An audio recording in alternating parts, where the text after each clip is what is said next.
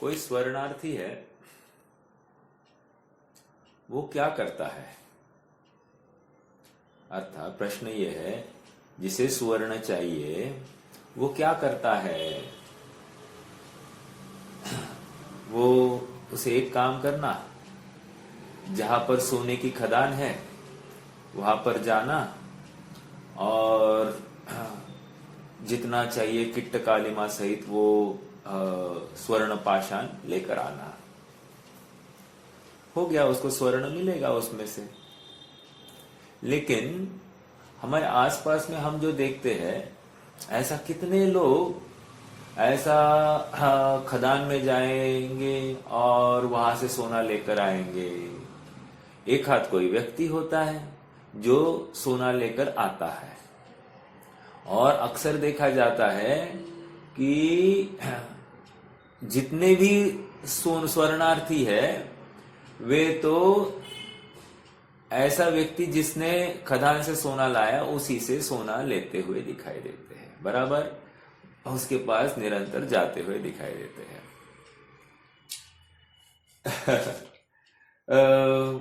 ऐसा हो सकता है कि जिसकी जितनी भूख है उतना वो लेके आता है। कदाचित किसी काल में किसी की भूख ज्यादा बढ़ जाए तो वो क्या करेगा? वो बोलेगा कहाँ झंझट पालू इसके पास जाने का, एक काम करता हूं मैं खदान में जाता हूं और खदान से ही मेरा मेरा लेकर आता हूं, क्योंकि उसकी रिक्वायरमेंट बढ़ गई है। ऐसे ही एक आत्मार्थी है। आत्मार्थी को क्या करना चाहिए? कि रे आत्मार्थी को आत्मा की आराधना करनी चाहिए। अच्छा, आत्मा की आराधना करने के लिए क्या करना चाहिए? आत्मा में जाना चाहिए। लेकिन वो होलसेल में आत्मा में जा नहीं पा रहा है, तो क्या करे?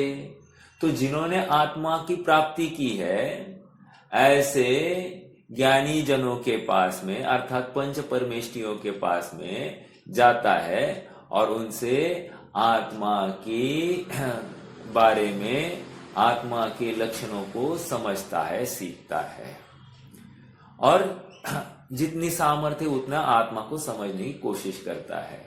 कदाचित ऐसा हो जाता है कि इनके पास रह रहकर उसको किंचित थोड़ा सा आत्मा का अनुभव भी हो जाता है, उसको सुख की कणिका प्रकट हो जाती है।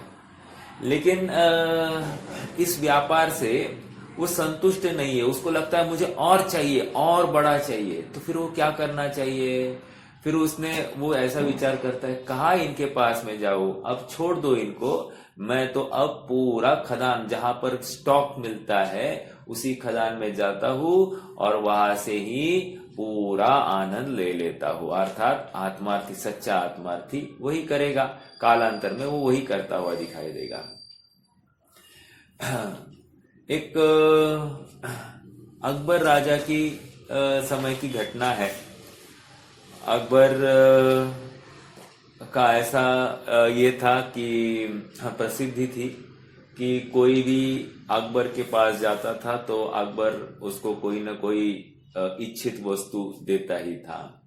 तो एक व्यक्ति, उसको लगा कि मुझे अकबर के पास जाकर राजा से कुछ न कुछ अपने लिए मांगना चाहिए, तो मेरा जीवन थोड़ा सा अच्छा अनुकूल बन जाए। तो जब वो पहुंचा दरबार में तो उसने देखा कि समय हो गया था नमाज अदा करने का। तो अकबर अपने नमाज अदा करने के कक्ष में चले गए। ये भी थोड़ा थोड़ा पीछे पीछे गया और उसने देखा कि अकबर नमाज अदा कर रहे और अंत में कुछ बोलते हुए दिखाई दिए। क्या बोल रहे थे? कह रहे हैं या अल्लाह, मेरे पूरी प्रजा को सुख सहूलियत देना, सबको खुश रखना, ऐसी वो उनसे याचना कर रहा था। अब ये जो मांगने गया था उसने विचार किया ये भी एक भिखारी है, मैं भी एक भिखारी हूं, ये भी जिससे मांग रहा है, क्या ऐसा नहीं हो सकता कि मैं भी उसी से मांग लूं डायरेक्टली? क्यों बीच में इसको खड़ा करूं? तो एक काम करता हूं कि मैं ही डायरेक्टली जिससे मिलने वाला है उसको मांग लूं। इन शॉर्ट, हमको उसी स्थान पर जाना चाहिए जहां पर हमारा काम होगा। मेरा एक प्रश्न है, ये जो आदमी आया था उसको अकबर के पास आकर कुछ मिला या नहीं मिला? यदि आप कहोगे कुछ नहीं मिला तो भी योग्य नहीं है, और मिल गया ऐसा कहोगे तो भी योग्य नहीं है। समझ में आ रहा है क्या? अकबर के पास आया तो अकबर से पता चला कि कहां से मांगा जाता है, ठीक है, और इसलिए अकबर के पास आना निष्फल तो नहीं हुआ, लेकिन अकबर के पास से कुछ मिला नहीं, इस अपेक्षा से कुछ नहीं, उसको अब कहाँ प्रयास करना है ये इसको नक्की हो गया, और जहां पर वो अपने एकांत में जाकर उसको जहां पर प्रयास करना है वहां पर प्रयास करके कदाचित उसको जो कुछ चाहिए वो प्राप्त कर सके। उसी प्रकार जब हम अपने आत्मा में स्थित नहीं रहते हैं, स्थित नहीं हो पाते हैं, तो हमको देव, शास्त्र, गुरु, इन सब का अवलंबन बताया जाता है, शुभ परिणामों में प्रवृत्ति कराई जाती है, लेकिन इनके पास हे बुद्धि से रहा जाता है। इनके पास जाकर उनका ही अवलंबन लिया जाए तो कहीं इसको पूर्ण शांति या पूर्ण सुख मिलने वाला नहीं है।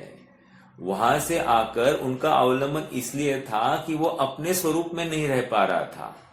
जब वो अपने स्वरूप में रहने के योग्य हो जाए, ऐसे पुरुषार्थ, ऐसे परिणाम हो जाए, तो उनका अवलंबन कोई अनुमोदनीय नहीं है, अनुकरणीय नहीं है, वो तो हे के खाते में डाल दिया जाता है। लेकिन जब तक अपने आत्मा में नहीं जाता है तब तक इनका सानिध्य पाया जाता है, और अत्यंत खेद भाव से, वहां पर अत्यंत रुचि भाव नहीं होता है, खेद भाव होता है। वहां से हटकर अपनी शुद्धात्मा की प्राप्ति करनी है, इस बुद्धि से उनके पास में जाता है। अज्ञानी भी देव शास्त्र गुरु के पास आता हुआ दिखाई देता है, लेकिन इनसे मैं सुखी होऊंगा ये कल्पना है, जबकि ज्ञानी ये पूरा जानता है कि ये कोई सुख के साधन नहीं, सुख तो मेरे आत्मा से आता है, लेकिन जब तक मुझे आत्मा की धगज, आत्मा की रुचि इतनी तीव्र नहीं होती है, तब तक मैं इन्हीं का अवलंबन लेता हूं, और खेद बुद्धि से, यहां से हटने की बुद्धि से इनका अवलंबन लेता हूं। दोनों की दृष्टि में फर्क है। बाहर में तो दोनों सेम काम करते हुए दिखाई देंगे, बट अंदर में मान्यता में बहुत बड़ा फेर है। समझ में आ रहा है क्या? आत्म प्राप्ति करना हम सबका लक्ष्य है, और उस लक्ष्य में कदाचित किसी को शुभ परिणामों का अवलंबन लेना पड़ता है, तो वो कोई राजमार्ग नहीं है, वो आपदा का ही मार्ग है। क्यों? क्योंकि वो आत्मा नहीं, अनात्मा है। समझ में आ रहा है क्या? शुभ परिणाम ये आत्मा नहीं है, आत्मा का सुख नहीं है, अनात्मा ही है, अर्थात पर है, पराधीन है, बंध का कारण है, नाशवंत है, स्वाधीन नहीं है। और इसलिए आचार्य देव ने यहाँ पर भरपूर प्रेरणा की है कि शुभ परिणाम और पाप, ये दोनों, या अशुभ परिणाम, ये दोनों अशुद्ध परिणाम ही है, और ये दोनों संसार के कारण है, उन दोनों में कोई भी अंतर नहीं है। समझ में आ रहा है क्या?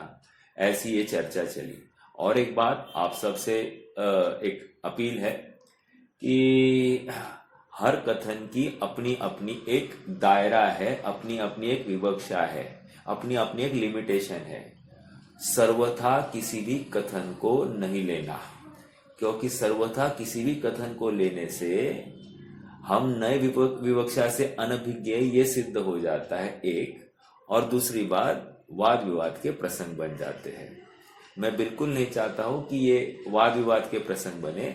नए विवक्षा समझना बहुत जरूरी है, क्योंकि जिस दिशा में आचार्य देव हमको ले जाना चाहते हैं, उसी दिशा में हमारा कथन होना चाहिए। जैसे आज गांधी जयंती है, तो गांधी जयंती के दिन हम नेहरू जी के गुणगान नहीं कर सकते, हमको आज गांधी जी के ही गुणगान करने हैं।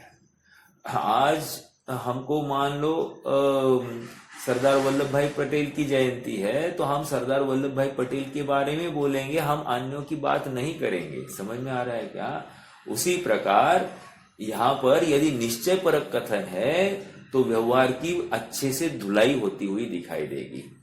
इसका मतलब वो है ऐसा नहीं। मैं कल से भी मतलब मैं बारंबार इसका उल्लेख कर रहा हूं कि किसी किसी को किसी काल में व्यवहार प्रयोजनवान है, आदरणीय है। आदरणीय क्यों है? हे बुद्धि से आदरणीय, उसका अवलंबन लेता हुआ दिखाई देता है, लेकिन वहां रुकने के लिए नहीं, वहां से आगे बढ़ने के लिए। यदि रुकने के लिए कोई व्यवहार का अवलंबन लेता है तो वो अपराधी ही है और वो संसार में ही भटकने वाला है। यही बात आचार्य देव यहां पर कह रहे हैं कि घोर संसार, घोर अपार संसार का कारण है। मेरा एक प्रश्न है, ये हमारे लिए डराया गया है या हमको एक गाली दी गई है या हमको डांट लगाई है? क्या है ये? कह रहे ना डराया गया है, न गाली दी गई है, न डांट लगाया है। जैसा वस्तु का स्वरूप वैसा निरूपण किया है। यदि तू मानता नहीं है तो वस्तु स्वरूप तो बदलने वाला नहीं है। जैसी वस्तु है वो वैसी ही रहेगी, उसका काम भी वैसे ही रहेगा। तू मानकर, गलत मानकर क्या हासिल कर रहा है? इसलिए आचार्य देव कह रहे हैं जैसी वस्तु स्वरूप है वैसा ही समझो तो तुम्हारा भी कल्याण हो जाएगा। हाँ जी, आइए आज हमको 77वीं गाथा का थोड़ा सा बचा हुआ अंश लेते हैं और फिर 78वीं गाथा में जाएंगे।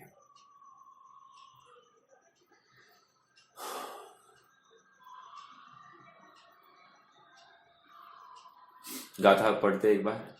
नहि मन्नदि जो एवं नत्थि विशेषोत्ति पुण्य पावाणम हिंडदि घोरमपारम संसारम मोह संचन्नो पुण्य पाप में अंतर नहीं है जो न माने बात ये संसार सागर में भ्रमे मद मोह से आच्छन्न वे। क्या जबरदस्त कह रहे, संसार सागर में भ्रमे मद मोह से आच्छन्न वे। आच्छन्न, आच्छन्न मतलब क्या? आच्छन्न का अर्थ क्या होता है? आच्छन्न मतलब आवृत, मोह से ही आच्छादित है। समझ में आ रहा है क्या? आच्छन्न। देखो एक शब्द है छद्मस्थ। छद्म मतलब क्या होता है? छद्म मतलब आवरण, स्थ मतलब स्थित। जो आवरण में स्थित है उसको छद्मस्थ कहते हैं। वैसे यहां पर आच्छन्न कह रहे हैं। आ चहुओर से, छन्न मतलब आवरण, जो चहुओर से आवृत्त हो गया है। क्या आवृत्त हुआ है? मोह से। मोह से आवृत्त हो गया है, उसका क्या होगा? वो यथार्थ निर्णय नहीं कर पाएगा, उसकी दृष्टि में दोष होगा, जैसी वस्तु वैसा नहीं मानेगा। अर्थात यूं कहिए कि आत्मा को अनात्मा को आत्मा कहेगा और आत्मा को अनात्मा कहेगा। जीव को अजीव कहता दिखाई देगा और अजीव को जीव कहता दिखाई देगा।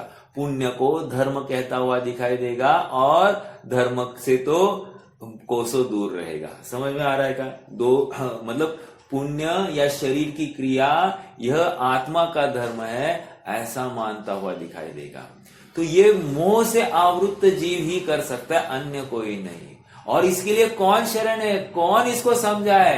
कह रहे कोई भी समझाने में समर्थ नहीं है, और इसलिए इसकी दुर्गति से भी इसको बचाने में कोई समर्थ नहीं है। इसलिए यहां पर शब्द आया घोर अपार। घोर का अर्थ समझते हैं क्या? घोर मतलब उसका दुष्कर है संसार सागर से पार होना, इस मान्यता से। समझ में आ रहा है? हाँ, चाहे निगोदिया जीव अपनी सोच सुधार के इसके पहले फटाफट बाहर निकल जाए, मुक्त हो जाए, लेकिन ये त्रस राशि में रहता हुआ इतनी सच्ची जिनवानी सामने आकर ये सच्चा तत्व ज्ञान प्राप्त होने के बाद भी कोरा का कोरा रह सकता है। और एक बात, पुण्य अनुकूल हो सकता है, काय के लिए? संयोग जनित अनुकूलता प्रदान करता है। लेकिन पुण्य है इसलिए सम्यक तो होता है, ये बात नहीं। पाप प्रतिकूल हो सकता है, लेकिन पाप जनित प्रतिकूलता है इसलिए सम्यक दर्शन नहीं होता है, ऐसी भी बात नहीं। निष्कर्ष क्या है? पुण्य से सम्यक तो होता है, ये बात नहीं, और पाप से सम्यक तो नहीं होता है, ये भी बात नहीं। अर्थात सम्यक तो इनसे परे होने पर, सच्चा धर्म पुण्य और पाप से परे होने पर, पुण्य और पाप तो धर्म नहीं, ये तो बात नक्की हो गई। समझ में आ रहा है क्या? पुण्य और पाप धर्म से परे है, ये बात तो पक्की हो जाती है। इसलिए इनकी वांछा करना, इनमें सुख बुद्धि मानना, इनसे सुखी होने की कल्पना करना, ये महामिथ्यात्व का बीज है। और जो महामिथ्यात्व का बीज बोता है वो सुखी तो नहीं होगा। समझ में आ रहा है? हाँ जी। हम पेज नंबर 332 पर थे। आचार्य जयसेन की टीका पढ़ेंगे।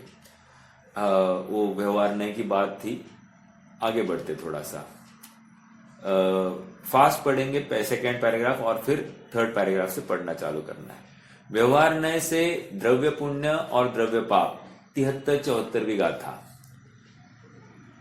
में भेद है, अंतर है। अशुद्ध निश्चय नय से भाव पुण्य और भाव पाप में और उनके फल स्वरूप होने वाले सुख दुख में भेद है, अंतर है।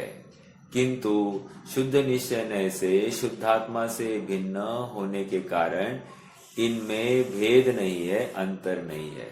शुद्धात्मा नहीं है ना, तो दोनों एक ही जाति के। देखो, हम जैन है, बराबर, हम जैन है कहकर फिर बाकी दूसरा एक आधा मुसलमान है, एक आधा क्रिश्चियन है, एक आधा बौद्ध है, एक आधा मराठा है, एक आधा हिंदू है। ये क्या है? ये सभी जैन नहीं होने से अजैन है। समझ में आ रहा है क्या? इतनी सरल बात है। उसी प्रकार यहां पर कह रहे हैं, भले ठीक है, मतलब कोई ब्राह्मण भी होगा, कोई अन्य ये भी हो, थोड़ा सा उसमें भी ऊंच नीच हो सकती है, लेकिन ऐसा होते हुए वो जैन नहीं है। तो ऐसी यहां पर कह रहे हैं कि कोई पुण्य है, हाँ मान लिया थोड़ा सा अच्छा काम करता होगा, और कोई पाप है जो बुरा काम करता होगा, ऐसा होते हुए भी वो आत्मा नहीं है, इसलिए वे आत्मा से परे है, अनात्मा है। ठीक है? इस प्रकार शुद्ध निश्चय नय से, शुद्ध निश्चय नय मतलब कौन सा लेना? पुण्य और पाप में जो व्यक्ति अभेद नहीं मानता है, वह देवेंद्र, चक्रवर्ती, बलदेव, वासुदेव, कामदेव आदि पदों के निमित्त से निदान बंध रूप से पुण्य को चाहता हुआ निर्मोह शुद्धात्म तत्व से विपरीत दर्शन मोह, चारित्र मोह से आच्छादित होता हुआ सोने की बेड़ी और लोहे की बेड़ी के समान पुण्य और पाप दोनों में बंधा हुआ संसार रहित शुद्धात्मा से विपरीत संसार में भ्रमण करता है। बड़ा पैराग्राफ है। क्या कह रहे हैं? फिर से शुद्ध निश्चय नय का अर्थ क्या लेना? यहां पर शुद्ध निश्चय नय मतलब कौन सा निश्चय नय लेना? 8 में से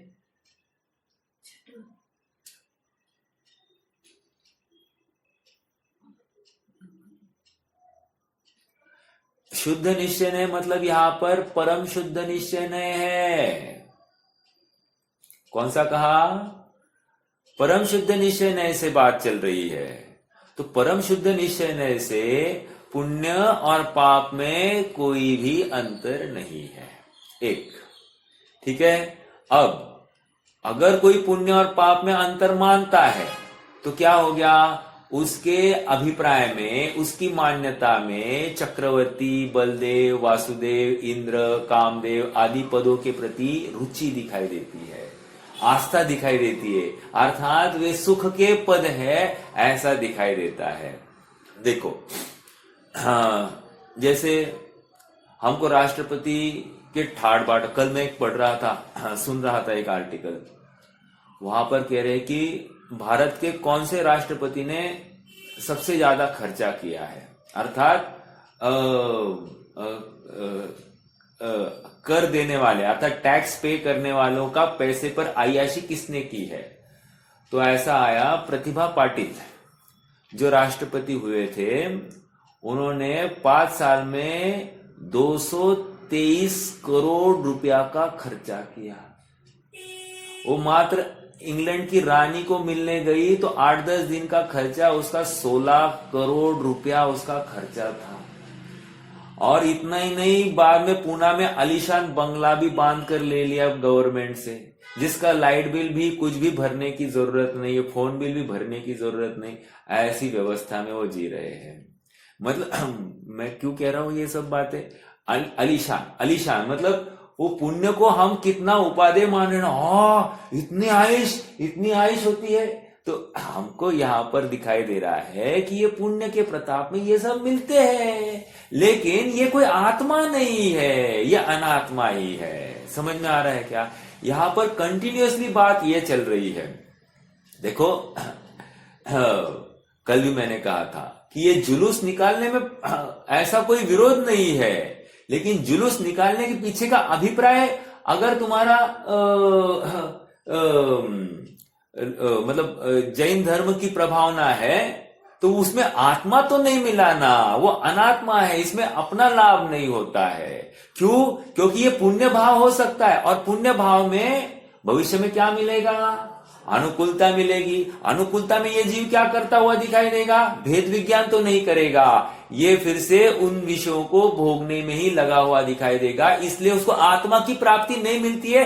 और जब भी आत्मा से विमुख है वह दुखी ही है। यहां पर इस बात की सिद्धि चल रही है। ओके, हाँ, देवेंद्र चक्रवर्ती बलदेव, देखो ना, रावण तपस्या कर रहा था पूर्व भव में, और उसने एक विद्याधर को देख लिया, मोहित हो गया।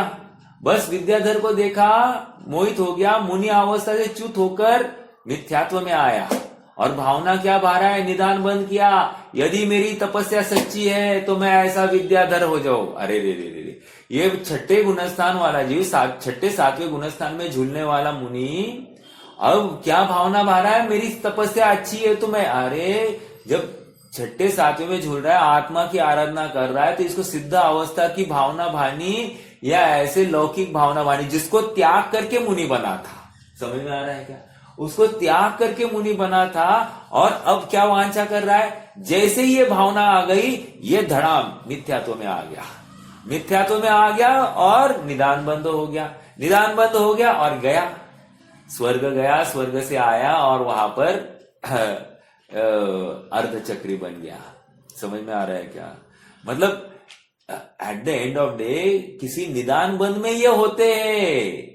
अब और सुनिए, ये सम्यक दृष्टि के ही लिए वे पद रिजर्व है, मिथ्या दृष्टि के लिए रिजर्व नहीं है। लेकिन सम्यक दृष्टि भी यदि निदान बंद करता है तो वो दुख को ही प्राप्त होने वाला है, सुख को नहीं।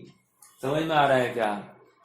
क्योंकि जिस समय में निदान कर रहा है उस समय में आकुलता है, आत्मा से विमुख है, दुखी, और जब उनका भोग भोगने वाला है तब भी दुखी ही है ना, सुखी कहाँ है? देखो कल ये जैसे चक्रवर्ती है, 6 खंड को जीतने के लिए निकलता है, राइट? 6 खंड को जीतने के लिए निकलता है तो राजमाता तिलक करती है। तो जब राजमाता तिलक करती तो क्या करती है? वो हीरे से भरी हुई थालियां लाती है, और हीरे की थाली को लाती है, और ऐसे हीरा उठाती है, हीरे का ऐसा चूर्ण करती है हाथ से, अपने हाथ में ऐसे 2 उंगलियों में चूर्ण कर दिया ऐसा। अभी हीरा is the hardest material on the earth, hardest material, कि इतना हार्ड कि बाबा उसको तोड़ने के लिए हाथोड़ो, हीरे के माध्यम से अपन बाकी कटर बिटर बनाते हैं, अन्य धातुओं को अपन काटते हैं हीरे से लेकर। अब यहाँ पर हीरे को ऐसा चूरन कर रही है उसका, और उस चूरन से उसको तिलक करती है। ऐसी ताकत वो राजमाता में होती है। में ये क्या है? ये पुण्य के उदय में ये सब होता हुआ दिखाई देता है, इतनी ताकत। लेकिन इसमें आश्चर्य क्या? ये तो आत्मा से विमुख परिणाम ही है ना, आत्मा सन्मुख परिणाम तो नहीं। वो ताकत इतनी आ गई, इससे क्या? जैसे चक्रवर्ती में इतनी सामर्थ्य है, इससे फायदा क्या हुआ? आत्मा तो नहीं मिला ना। चक्रवर्ती का भोजन इतना भारी होता है, लेकिन उससे क्या हुआ? वो आत्मा तो नहीं दिखाया है ना। चक्रवर्ती 96,000 रानियों का भोग करता है तो हो गया, लेकिन वो उसमें आत्मा का भोग कहाँ हुआ? समझ में आ रहा है क्या?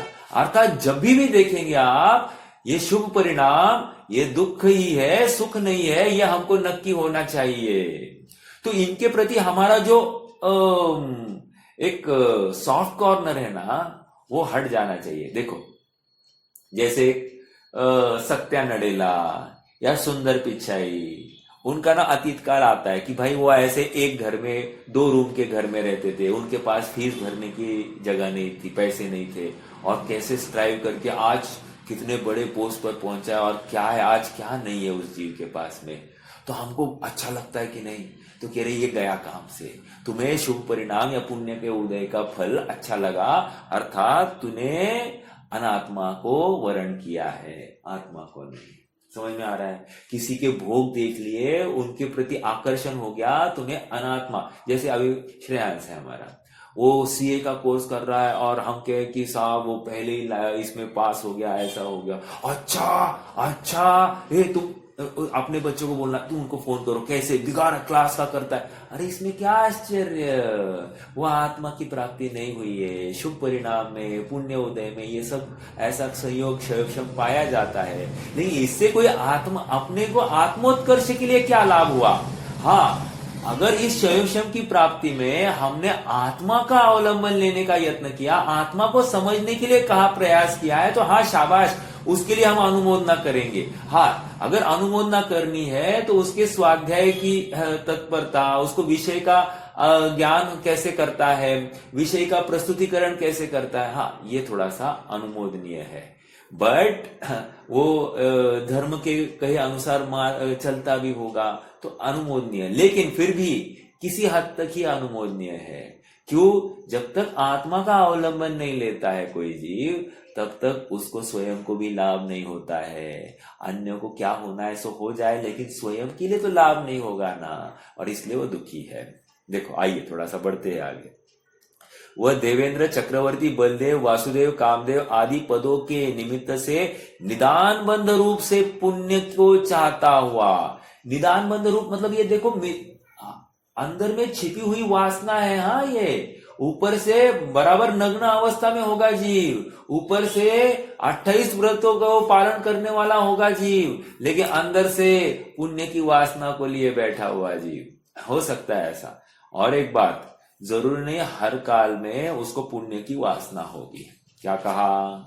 जरूरी नहीं उसको हर काल में पुण्य की वासना होगी। अरे वो भावलिंगी संत होगा, लेकिन जिस समय में उसको संयोगों की वासना हो गई, उस समय में वो नियम से पुण्य को चाह रहा है, और जब पुण्य को चाह रहा है तो वो मिथ्यात्व में आया है, ये पक्की बात है।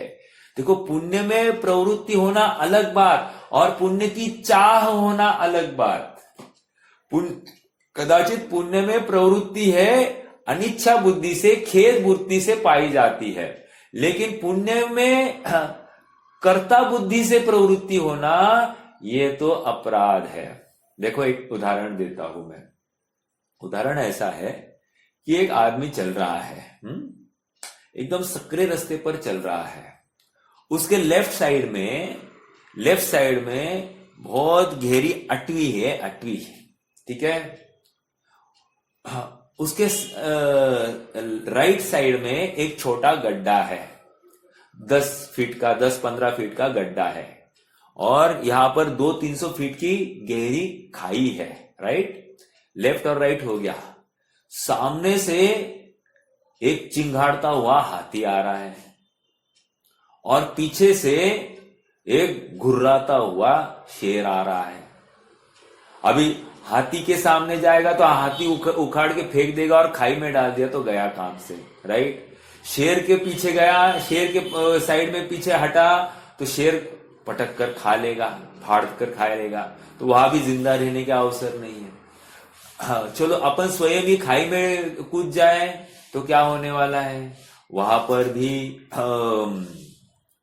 मरना ही शरण है, और कुछ नहीं होने वाला है। और यदि लास्ट ऑप्शन क्या बचा है, वो गड्ढा जो 15-20 फीट का गड्ढा है, उसमें कूद जाना। क्यों? 15-20 फीट में कूद मारेगा तो उसमें इतना ही होगा कि हाथ पैर टूट जाएंगे, लेकिन जान तो बचेगी, जान तो बचेगी ना। तो ये जो ज्ञानी होता है पुण्य में प्रवृत्ति करता हुआ दिखाई देगा, लेकिन मैं गड्ढे में गिर रहा हूं इस मान्यता के साथ में, मैं पाप कर रहा हूं, आत्मा से च्युत हो गया हूं, इस मान्यता से उसकी प्रवृत्ति है, और इसीलिए उसके बचने के सभी अवसर खड़े हैं।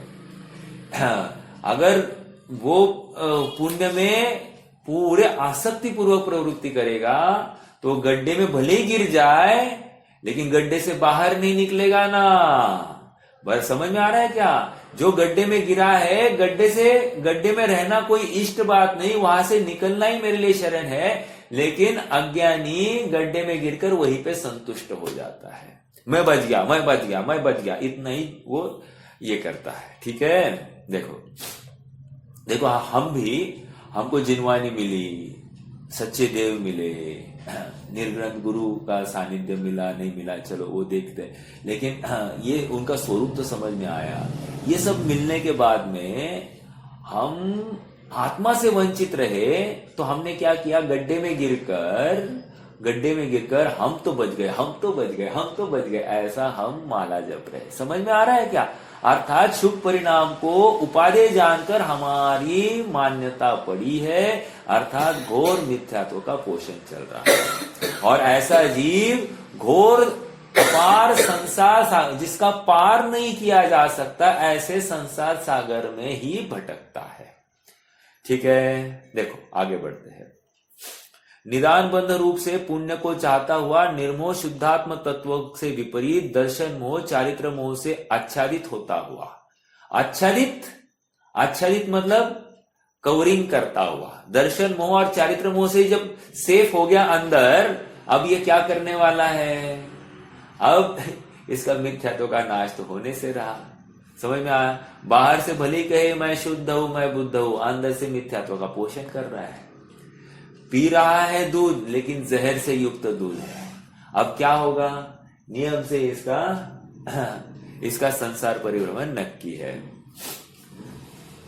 हाँ, सोने की बेड़ी और लोहे की बेड़ी के समान पुण्य और पाप दोनों से बंधा हुआ संसार रहित शुद्धात्मा से विपरीत संसार में भ्रमण करता है। यह अर्थ है। समयसार की तात्पर्य वृत्ति टीका में, समयसार की तात्पर्य वृत्ति, समयसार नॉट प्रवचन सार, समयसार की तात्पर्य वृत्ति टीका में आचार्य जैसे ने पुण्य पाप अधिकार की समाप्ति में ऐसा लिखते हैं कि इस प्रकार यह पापाधिकार समाप्त हुआ। क्या कहा? अंडरलाइन दिस वर्ड, इस प्रकार यह पापाधिकार नष्ट समाप्त हुआ। जैसे ने उसको पाप अधिकारी ही नाम दिया। क्यों? क्योंकि दोनों एक ही है, दोनों एक ही है। तो फिर पुण्य बंध पाप बंध दो में मुक्ति नहीं, आया ना, मुक्ति नहीं है ना, तो अमुक्ति का कारण है, तो संसार का कारण है ना, बंध का कारण है ना, दुख का कारण हो गया ना। जो बंध का कारण है वो दुख का कारण है ही है, और जो दुख का कारण है वो संसार का कारण है ही है। अर्थात वो मिथ्यात्व हुए बिना वो हो नहीं सकता है। ठीक है, फिर स्वयं प्रश्न उठाकर इस बात का स्पष्टीकरण करते हैं कि निश्चय नय से पाप के समान पुण्य भी स्वभाव से पतित करने वाला होने से, स्वभाव से पतित समझ में आ रहा है क्या? खिसक गया है। संसरण इति संसार, संसार शब्द है ना, संसार भावना है, तो संसार भावना का अर्थ क्या है? स्त्री धातु, स्त्र धातु से बना है। और जब स्त्री धातु मतलब क्या होता है कि खिसकना, जो आत्मा से खिसकता है उसको स्त्र कहते हैं। तो संसार अर्थात भली भांति जो खिसक गया है अपने आत्मा से, उसको कह रहे हैं संसरण इति संसार। अब यहां पर भी क्या कह रहे हैं? आत्मा से पतित हुआ है भली भांति मतलब किंचित मात्र भी आत्मा का अवलंबन नहीं है, 1% भी वो आत्मा को ध्याता नहीं है। इसलिए वो क्या कह रहे हैं? ये संसार है, अर्थात संसार पतन का कारण, आत्मा पतन का कारण है। ठीक है, इसलिए पाप है। इस कारण एक अपेक्षा से यह अधिकार पापाधिकार ही है। वैसे ही आचार्य अमृतचंद्र और जयसेन दोनों ही समान अर्थ ही किया है। दोनों ही एक स्वर में यह स्वीकार कर रहे हैं कि अज्ञानी जीव पुण्य और पाप में अंतर नहीं देखता, इस बात को स्वीकार नहीं करता। पुण्य और पाप में अंतर नहीं है, इस बात को स्वीकार नहीं करता, अर्थात पुण्य और पाप में अंतर है ही नहीं। ठीक है, यह संसारी प्राणी अनंत काल तक संसार में परिभ्रमण करता है। फिर भी आचार्य जयसेन को ऐसा लगा कि गाथा विशेष स्पष्टीकरण की अपेक्षा रखती है। यही कारण है कि उन्होंने उक्त तथ्य को निश्चय व्यवहार नयों के माध्यम से स्पष्ट किया। वह अपार घोर संसार में परिभ्रमण करेगा, यह पद भी विशेष स्पष्टीकरण की अपेक्षा रखता है। अंडरलाइन दिस वर्ड, अपार घोर संसार में परिभ्रमण करेगा। क्या है अपार घोर संसार का अर्थ? क्या है? अनंत काल तक। अंडरलाइन दिस अगेन, अनंत काल तक। ये समझ में आ रहा है क्या? अनंत काल तक। देखो, किसी को बोल दिया तुझे पूरे जीवन भर तुझे दरिद्री रहना है, कैसा लगेगा? पूरे जीवन भर तुझे कर्जे से मुक्त तू होगा ही नहीं, ऐसा आपको कहा, कैसे लगेगा? पूरे जीवन भर तू रोग से युक्त ही रहेगा, कैसा लगेगा? अच्छा नहीं लगेगा।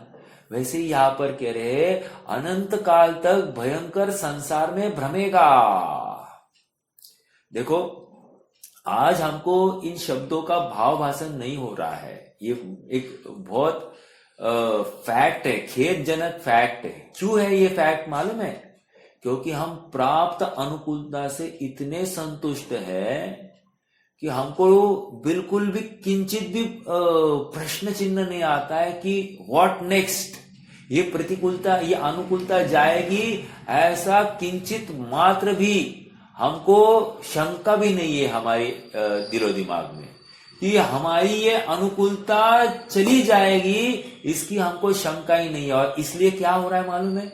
इसलिए हमको ये इतना जबरदस्त तत्व ज्ञान मिलने के बाद भी ना हम शुष्क हृदय वाले होने से वो तत्व ज्ञान हमारे हृदय को पसीजने में समर्थ नहीं हो पा रहा है। इतनी जबरदस्त बात है।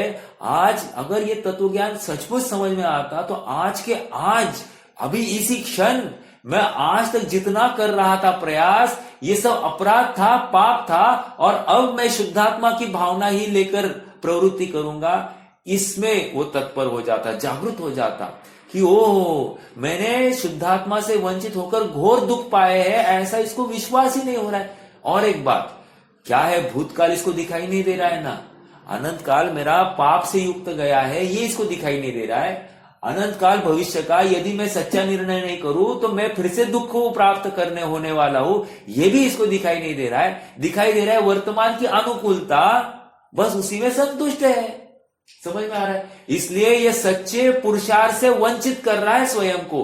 उल्टा हुआ ऐसा है कि इस अनुकूलता ने इस जीव को गाफिल किया है। वो जो खरगोश और क्या था, टॉर्टॉइस और रैबिट था ना, उसको हिंदी में क्या कहते हैं? ससा तो ये मराठी शब्द है, कासव भी मराठी शब्द है, मैं हिंदी की बात कर रहा हूं।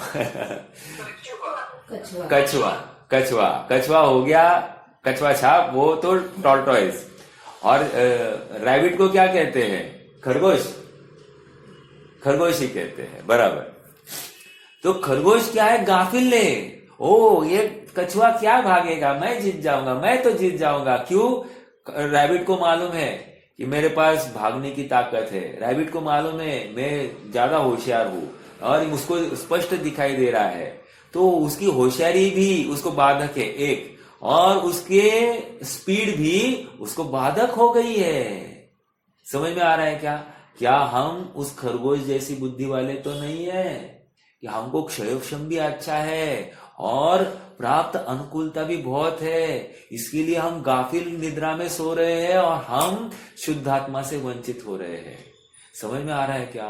बहुत जबरदस्त तत्व ज्ञान है। छोटी सी भूल है, लेकिन इस छोटी सी भूल को ये स्वीकार तो कहाँ कर रहा है, इसलिए बहुत बड़ी भूल है, बहुत बड़ा अपराध है, ये स्वीकार ही नहीं कर रहा। जिस दिन स्वीकार करे, ये सभी कामों से निवृत्त होकर बस एक शुद्धात्मा को ध्याता हुआ दिखाई देगा। समझ में आ रहा है? हाँ, क्योंकि आत्मा के अलावा अन्य कहीं भी सुख नहीं है, ये स्वीकार करना ही चाहिए। देखो, हम कहते तो है लेकिन मानते नहीं है। क्यों नहीं मान रहे? क्योंकि वर्तमान अनुकूलता हमको बहुत अनुकूल लग रही है, अतः हम संतुष्ट हो गए हैं। 2-4 खोखे क्या कमा लिए हैं हमने, हमारे इच्छा के अनुसार क्या पर पदार्थ परिणमित होते हैं, तो हमको लगता है कि बस this is all what we want, यही तो चाहिए, और क्या चाहिए, और जीने को क्या चाहिए। समझ में आ रहा है? तू मिले मतलब ये सब सहयोग मिले तो जीने को और क्या चाहिए, ऐसा ये लग रहा है इसको। ठीक है, चल देखो, विचार करना। हाँ, वह अपार घोर संसार में परिभ्रमण करेगा, यह पद का भी विशेष स्पष्टीकरण की अपेक्षा रखता है। अपार घोर संसार का अर्थ अनंत काल तक भयंकर संसार में भ्रमेगा, यह भी किया जा सकता है। तथापि आशय यही है कि जब तक की बात है, जब तक और तब तक, जब तक यह अपनी इस भूल को नहीं सुधारेगा तब तक संसार में रुलेगा। देखो, किसी ने मुझे कह दिया तू पापी है, तो इसका अर्थ क्या है? तू नालायक है, ऐसा किसी ने मुझे बोल दिया। तो क्यों कहा है? सदा सर्वथा के लिए नालायक बोला है, या वर्तमान किसी क्रिया को लेकर नालायक कहा है? तुम्हें क्या लगता है? वर्तमान क्रिया को लेकर ना, लेकिन हमको क्या लगता है? हमको हमेशा के लिए नालायक बोल दिया, मूर्ख बोल दिया, तो हमको हमेशा के लिए मूर्ख बोल दिया ऐसा लगता है। लेकिन ऐसा नहीं है। वर्तमान तुम्हारी जो क्रिया है ये मूर्ख है, मूर्खता भरी हुई है, इसलिए तुम्हें मूर्ख कहा जा रहा है। ऐसा कथन कौन से नए से होता है जी?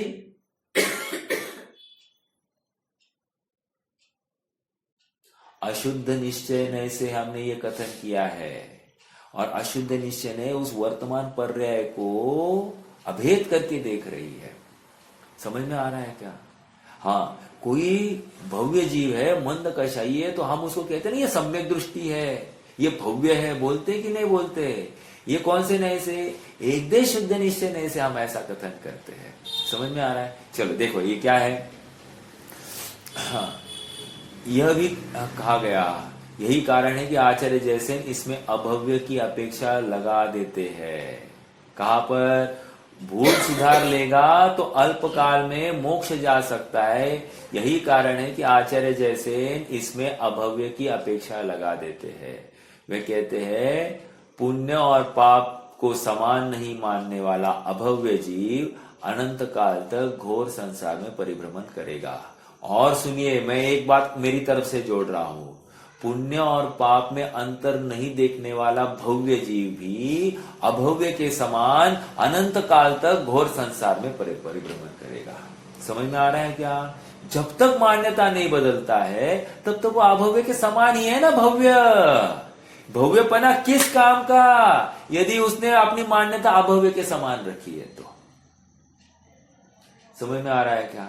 सुखी होना है, हर कोई जीव सुखी होना चाहता है, लेकिन सुख कहाँ है यही पता नहीं है। आचार्य देव समझा रहे तो मान भी कहा रहा है। देखो, आज मैं बाजार में गया था, बाजार में एक आदमी मुझे मौसमी दे रहा था, बोला बहुत मीठी बहुत मीठी, और बाहर से हरा रंग था। अब मुझे शंका हो गई। फिर उसने कहा भाई 50 की 2 किलो देता हूँ, ले लो। तो मैंने कहा अरे ये और सस्ता भी दे रहा है, इसमें उधर दाल में कुछ काला है। नहीं भाई नहीं, अरे ले लो ना, ले लो ना, अरे ये दे रहा हूँ, ले लो, पूरा ले लो। मैंने कहा नहीं चाहिए, फ्री ऑफ कॉस्ट भी नहीं चाहिए। समझ में आ रहा है क्या? हमको विश्वास ही नहीं आता है कि वो कह रहा है मीठी है, वो कह रहा है सस्ती है, लेकिन हम कहाँ ले रहे हैं? हमको लग रहा है ये ठग रहा है। उसी प्रकार यहाँ पर भी जीव को क्या लग रहा है? हाँ कह दिया है, लेकिन अभी ये यहाँ पर है ना, यहाँ पर ओके चल रहा है ना, अपना छोड़ो ना, फिर कहाँ देखना है यहाँ वहां की बातें। अभी यहाँ पर मैं सुखी हूं ना, तो जब तक है तब तक देख लेंगे, बाद में जब प्रतिकूलता आएगी, कुछ बिगड़ेगा तब देख लेंगे। समझ में आ रहा है क्या? ये ऐसा ही विचार करके अभी वर्तमान पुरुषार्थहीन हो जाता है, नपुंसक हो जाता है, प्राप्त पर्याय में ही सुख का अनुभव करता है, अर्थात विपरीत अभिनिवेश से युक्त होता हुआ दुख को ही प्राप्त होता है और घोर संसार में परिभ्रमण करने की तैयारी करता है। स्वयं ने ही बीजारोपण किया है और फिर जब फल आता है तब दुख को प्राप्त होता है, लेकिन भूल जाता है कि मैंने ही बीज बोया है। जो कर्म पूरब किए खोटे, सहे क्यों नहीं जियरा। कितनी बड़ी बात कह रहे हैं, तुझे तेरे स्वयं के किए हुए कर्म भी सहने में तू असमर्थ है, तो फिर तू बीज क्यों बो रहा है। समझ में आ रहा है? देखो चलो, हाँ, एक नीति वचन भी है, मैंने पहले भी कहा है। वचन इस प्रकार है कि खलस्य साधो विपरीत मेत ज्ञानाय ज्ञानाय च रक्षणाय, ये सेकेंड लाइन है। विद्या विवादाय धनम मदाय, शक्ति परेशान परपीडनाय। खलस्य साधु, ये सब खल की प्रवृत्ति ऐसी होती है। विद्या विवादाय, हमको विद्या थोड़ा सा क्षयक्षम हुआ, हमने क्या किया, अपेक्षा समझे बिना ही विरोध करना चालू कर दिया। विद्या विवादाय धनम मदाय, थोड़ा सा धन आ गया तो हम किसी की बात सुनने के लिए भी हमको उतनी पात्रता ही नहीं रही। छोटा बच्चा हो या अपने से कोई गरीब हो, वो सच्ची बात सुनाता हो, ये इतना पैसा कमा रहा, कुछ काम का नहीं है, सब संसार में परिभ्रमण का कारण है, हमको चोट नहीं लगती, हमको गाली लगती और हम उसको धिक्कार देते हैं। विद्या विवादाय धनम मदाय, शक्ति परेशान पर पीड़नाय। और बहुत धन आया तो विषय भोगों में, पापाचरण में तो प्रवृत्ति होती है, महंगे महंगे सब वस्तुएं लेने में, उसी में संतोष करने में, वही तो पाप कर रहा है। निरंतर अनर्थ दंड में तो प्रवृत्ति होती है। जीव अजीव का विवेक रखता नहीं है, जहां तहां भोगों में लगा देता है। विद्या विवादाय धनम मदाय, शक्ति परेशान पर पीड़नाय। ये किसकी प्रवृत्ति होती है? खलस्य। खल मतलब हीन पुरुष, पापी पुरुष, जो संसार में ही परिभ्रमण करने वाला है। ऐसा क्या हम खल है? हमको विचार करना। खलस्य साधु, और साधु कैसा होता है? विपरीत मेतत्। अभी हमने जो ऊपर कहे ये तीनों के प्रॉपर्टीज, उससे विपरीत। विपरीत मेतत् ज्ञानाय दानाय च रक्षणाय। अगर ज्ञान हुआ तो आत्म कल्याण करने के लिए, पैसा मिला तो हमको परोपकार करने के लिए, और यच रक्षणाय अर्थात अपनी रक्षा करने के लिए, आत्म रक्षा करने के लिए कहो निश्चय से, और व्यवहार से जीवों की रक्षा करने के लिए इसका प्रयोग करता है। समझ में आ रहा है क्या? हाँ, पुण्य और पाप, पुण्य को उपादेय मानना महाअपराध है, यह हमको समझना चाहिए। देखो, हमको एक मैं बताता हूँ आपको। हाँ, हम दान देते हैं, राइट? दान देने के बाद में हमको कैसा लगता है? और एकदम योग्य पात्र को दान दिया, कैसे लगता है? निर्भर लगता है कि नहीं? निर्भर बहुत अच्छा लगता है कि नहीं? ये बहुत अच्छा लगना ही अपराध है। क्यों? हम संतुष्ट हो गए, अपद में संतुष्ट हो गए। दान का प्रयोजन फिर से शुद्धात्मा की प्राप्ति था। समझ में आ रहा है क्या? ये मेरे किसी काम के नहीं है, तो ये समझकर मैंने किसी को दे दी है, ठीक है? निमित्त मुझे सामने मिला, मेरा पुण्य का उदय आया, तभी तो जाकर मैं निमित्त को मुझे सामने आया। नहीं तो मेरे पास बहुत पैसा है लेकिन मुझे पात्र ही नहीं दिखाई देता। ऐसा कितने जन है? अक्सर लोग कहते हैं मुझे कि भैया कहीं दान करने का अवसर आया तो बता देना, कहीं आया तो। मतलब क्या? हमको पात्र ही नहीं दिखाई देता है। समझ में आ रहा है क्या? तो निरंतर पात्र की खोज में हमको रहना चाहिए, तब तो दान निरंतर चलता रहेगा। भाव दान तो जरूरी है ना। अर्थात उसमें अभिप्राय में क्या छिपा है कि ये पैसा मेरे लिए कार्यकारी नहीं, ये पैसा सुख का कारण नहीं है, ये बात उसमें छिपी है। हाँ, समझ में आ रहा है क्या? और जो दान देकर संतुष्ट होता है वो भी अपराधी है। क्यों? क्योंकि वो दान देकर अब चलो मैं आत्मा आराधना करूं, अब मैं निर्भर हो गया, किसी योग्य पात्र के हाथ में ये धन गया, इससे मैं बहुत संतुष्ट हूं, अब मैं अपने आत्मा आराधना करने के लिए अब तैयार हो गया। समझ में आ रहा है क्या? ये भावना आनी चाहिए। उसका फल भी शुद्धात्मा था, लेकिन नहीं, भगवान वीतरागी देव को देखकर हमको वीतरागी होने का भाव होना चाहिए था, वो तो हुआ नहीं। वीतरागी तत्व ज्ञान की प्राप्ति होने के बाद में हम वीतराग भाव का स्वीकार करके अपने वीतराग स्वरूप आत्मा का अवलंबन करें, ये जरूरी था, ये तो हुआ नहीं। तो इसका मतलब हमने कोई उपलब्धि की नहीं है, हमने पुण्य भाव किया है। अर्थात हमारे अभिप्राय में भविष्य में जो भोग है, पुण्य के फल में मिलने वाली जो अनुकूलता है, उनके प्रति प्रमोद भाव है। समझ में आ रहा है क्या? ये सुख के कारण है, ऐसी मान्यता छिपी है। ये यहां पर समझा रहे, कितना समझाना पड़ रहा है। देखो आचार्य देव ने कितना जबरदस्त पॉइंट पकड़ा है। देखो समय सार में भी पुण्य पाप अधिकार अलग से लिखा, पुण्य पाप द्वार कहकर ये, हालांकि पुण्य और पाप आश्रव बंध के ही भेद थे ना, तो आश्रव में उन्होंने ऑलरेडी लिख दिया, क्या जरूरत थी पुण्य पाप अधिकार लिखकर? 9 द्वार कह दिए, 9 तत्वगतत्वेपि। उन्होंने 7 तत्वगतत्वेपि नहीं कहा, 9 तत्वगतत्वेपि कहकर उन्होंने पुण्य पाप को शामिल किया। क्यों? क्योंकि वो जानते हैं सारी दुनिया पाप को तो हे मानती है, लेकिन पुण्य को उपादेय मानती नहीं, पुण्य को धर्म ही मान लेती है। कोई भिखारी आता है, भिखारी क्या करता है? रक्तदान ही श्रेष्ठ दान बोलता है कि नहीं? क्या हो गया?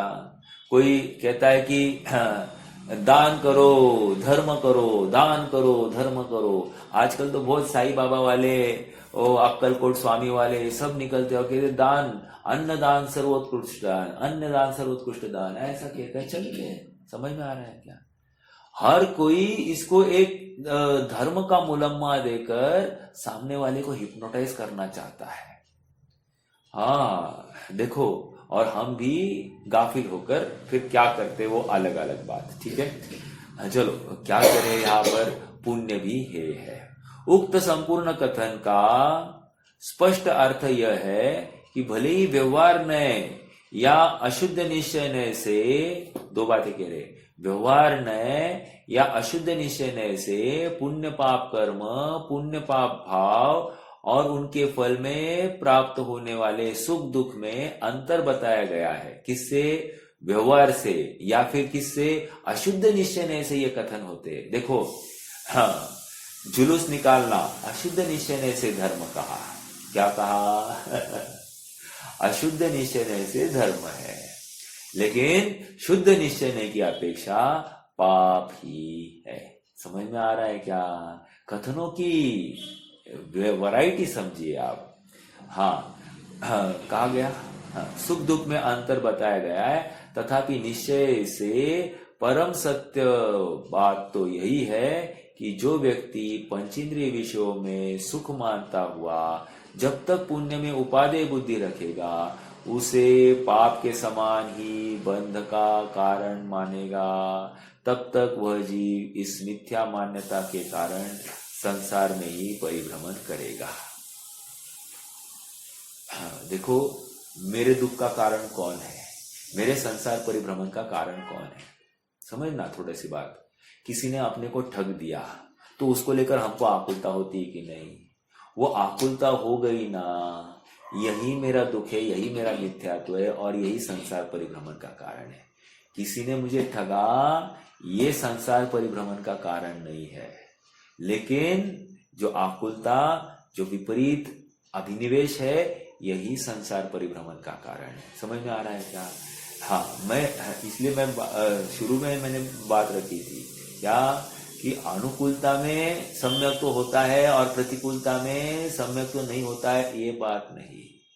अनुकूलता में भी जीव बंध या पाप करता हुआ दिखाई देता है, मिथ्यात्व से युक्त होता हुआ दिखाई देता है, और प्रतिकूलता में नरक की घोर अशांति में वो शुद्धात्मा के अवलंबन सहित वो उसकी शांति को प्रकट करता हुआ दिखाई देता है।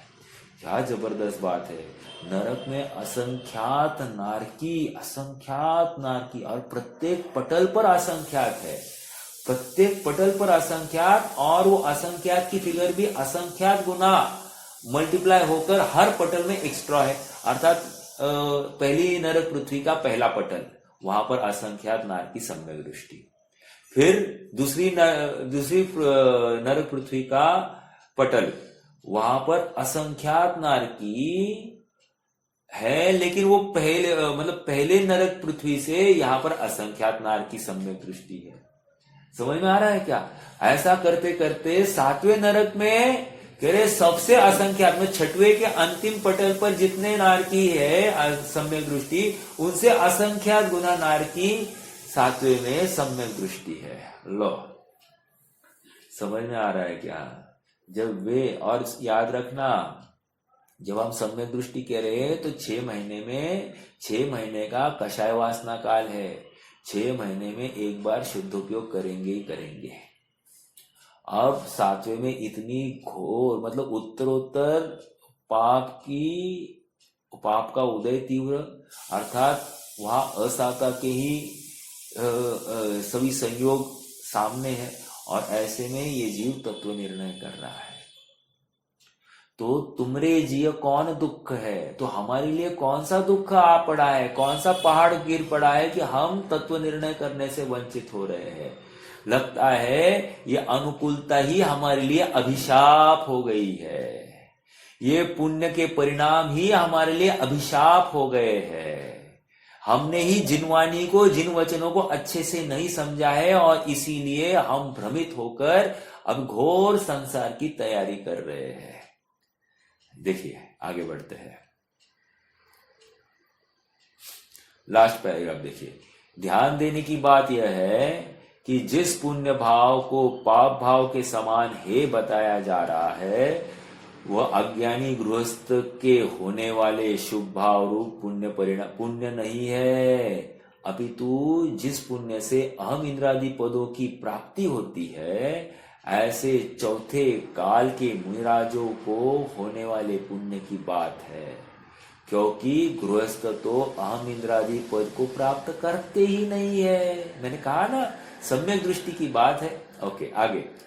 गृहस्थ तो 16वें स्वर्ग के ऊपर जाते ही नहीं है, वे कल्पोत्पन्न ही है, कल्पातीत नहीं। कल्पोत्पन्न कल्पातीत समझे ना, 16वें स्वर्ग तक कल्पोत्पन्न, उसके बाद में कल्पातीत। हाँ, इस प्रकार ये गृहस्थ कल्पोत्पन्न तक ही जाते हैं, लेकिन हमने देखा है कि पहले गुणस्थान वाला कोई जीव है, वो 9वें ग्रहवेग तक जाता है, तो वो कैसे कह रही है? वो मुनि अवस्था वाला है। समझ में आ रहा है क्या? भले ही अज्ञानी है, लेकिन मुनि अवस्था है, अर्थात गृहस्थ धर्म का त्याग किया है, गृहस्थी का त्याग किया है। गृहस्थ पने का त्याग नहीं किया, लेकिन गृहस्थी का त्याग किया है। ठीक है। इस प्रकार पंचम काल में भी कोई अहम इंद्र पद प्राप्त नहीं करता। इस प्रकार एक यह बात चौथे काल के मुनिराजों के शुभ भाव की ही है। तात्पर्य यह है कि यहाँ चौथे काल के मुनिराजों अहम इंद्र कहकर क्या कहना चाहते हैं? अरे कल्पातीत देव नहीं होते, ग्रहवेग में जैसे ही गया तो वो अहम इंद्र ही होगा, मैं ही इंद्र हूं। ठीक है। इस प्रकार यह बात चौथे काल के मुनिराजों के शुभ भाव की ही है। तात्पर्य यह है कि यहाँ चौथे काल के मुनिराजों के पुण्य भाव को भी पाप भाव के समान हे बताया गया है, और तथा इस बात को स्वीकार नहीं करने वाले को अनंत काल तक भव भ्रमण करना होगा, यह कहा गया है। बहुत जबरदस्त बात आई है। हमारे परिणाम किस दिशा में ढुले हैं यह हमको समझना चाहिए। स्वामी जी के भाव पढ़ते हैं। आज जितना पढ़ सकेंगे 1-2 मिनट के लिए पढ़ लेंगे, फिर आगे अपन कल नवीन गाथा को प्रारंभ करेंगे। देखो पेज नंबर 335 पर आ जाइए। अनुकूलता हो अथवा प्रतिकूलता हो, दोनों की एक जाति है। उसी तरह शुभ परिणाम हो अथवा अशुभ परिणाम हो, दोनों की एक जाति है। शुभ अशुभ के दो प्रकार नहीं।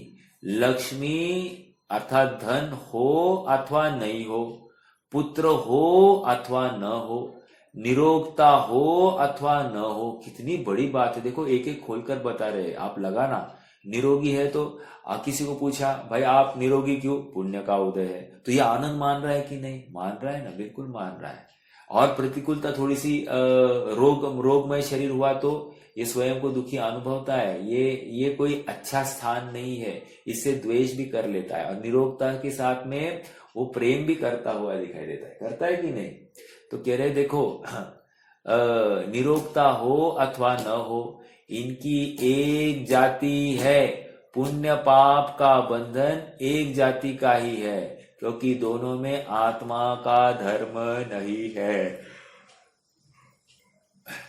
पुण्य का गाढ़ अर्थात निर्भर रूप से अवलंबन लेने वाला शुद्धोपयोग का तिरस्कार करता है, इसलिए वह संसार में रखड़ता है।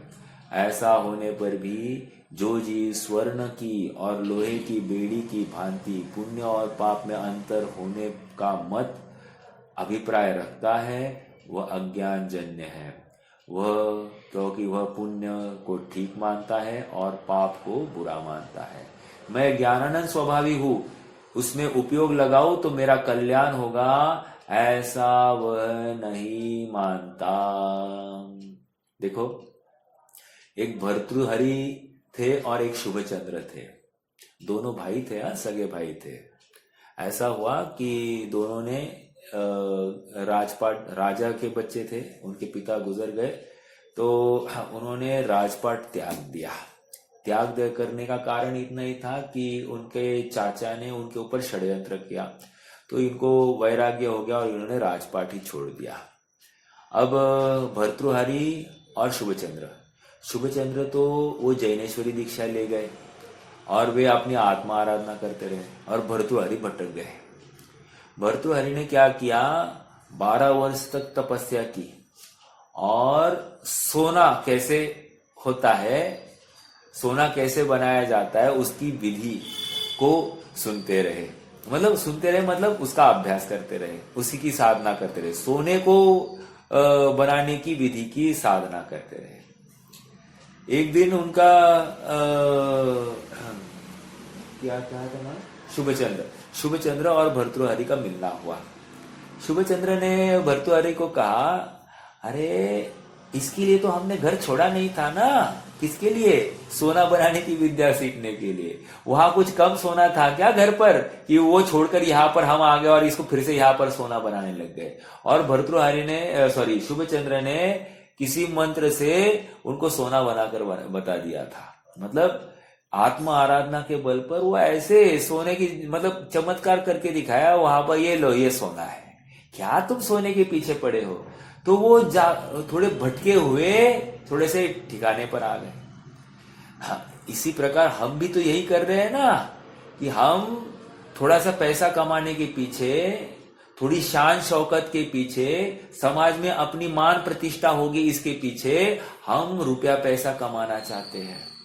हम विषय भोग को इकट्ठा करना चाहते हैं, हम 1-2 गाड़ी इकट्ठा रखना चाहते हैं, हम बंगला गाड़ी चाहते हैं, यहाँ पर एक बंगला हो वहां पर एक बंगला हो, ऐसा हम चाहते हैं। कोई गेस्ट अपना क्या कहे फार्म हाउस हो, ऐसा चाहते हैं। ये सब क्या है, ये सब हमको शुभोपयोग में या शुभ परिणाम में प्राप्त हुई सामग्री है, और उसमें हम संतुष्ट हो रहे हैं, वहां पर सुख मान रहे हैं। यहाँ पर समझाते हैं कि शुभ परिणाम, शुभ भाव, द्रव्य पाप, द्रव्य पुण्य, ये सब एक है, दोनों में अंतर नहीं है। ये संसार ही है, अनात्मा ही है, दुख का कारण है।